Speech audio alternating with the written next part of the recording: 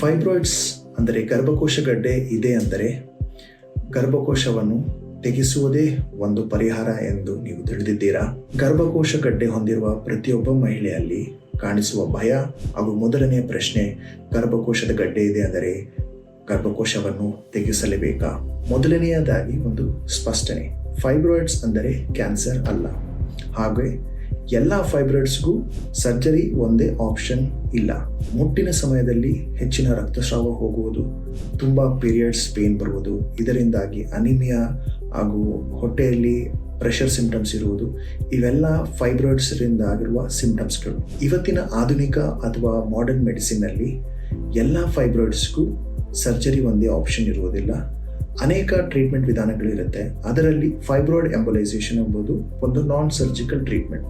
ಇದರಲ್ಲಿ ನಾವು 2 or 1 mm ಇಲ್ಲಿರುವ ಕ್ಯಾಥೆಟರ್ ಎಂಬುದನ್ನು ಕಾಲಿನ ಮೂಲಕ ಅಥವಾ ಕೈಯಿನ ಮೂಲಕ ಹೋಗಿ ಫೈಬ್ರಾಯ್ಡ್ಸ್ ಇರುವ ಜಾಗವನ್ನು ತಲುಪಿ ಮೆಡಿಕಲಿ ಸೇಫ್ ಪಾರ್ಟಿಕಲ್ಸ್ ಎಂಬುದನ್ನು ಅದರಲ್ಲಿ ಹಾಕಿಬಿಟ್ಟು ಕ್ರಮೇಣವಾಗಿ ಫೈಬ್ರಾಯ್ಡ್ಗಳನ್ನು ಕರಗಿಸಲಾಗುತ್ತದೆ. ಇದರಿಂದ ಮುಟ್ಟಿನ ಸಮಯದಲ್ಲಿ ಆಗುವ ಸಮಸ್ಯೆಗಳು ಕೂಡ ಪರಿಹಾರ ಕಂಡುಕೊಳ್ಳಬಹುದು.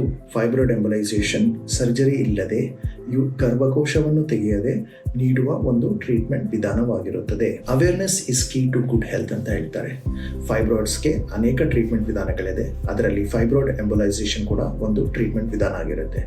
ನಿಮಗೆ ಫೈಬ್ರಾಯ್ಡ್ ಎಂಬಲೈಸೇಷನ್ ಸೂಕ್ತ ಹೌದಾ ಇಲ್ವಾ ಎಂಬುದನ್ನು ನಿಮ್ಮ ಡಾಕ್ಟರಲ್ಲಿ ಕೇಳಿ ತಿಳಿದುಕೊಳ್ಳಿ.